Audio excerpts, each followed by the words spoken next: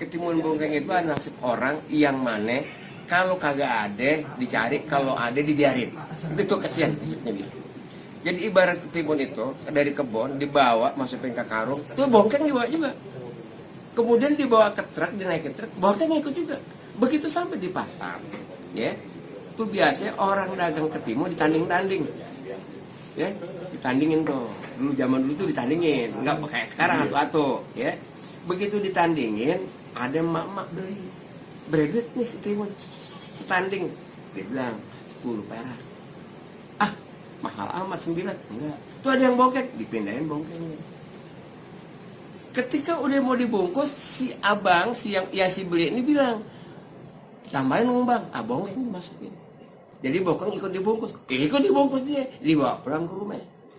Sampai di rumah, dia mau bikinin, kalau sekarang ada bilang terancam, ada bilang juga keredok, dipakai untuk ketimun. Si Mamat ini kepengen bikin duluan, bilang sama nyaknya, Mak, ketimunnya yang mana? Lu pakai aja yang bongkeng dulu, mudah-mudahan aja enak. Begitu dia mulai ngulek bumbunya, begitu ketimun yang mau dimasukin, digigit dulu.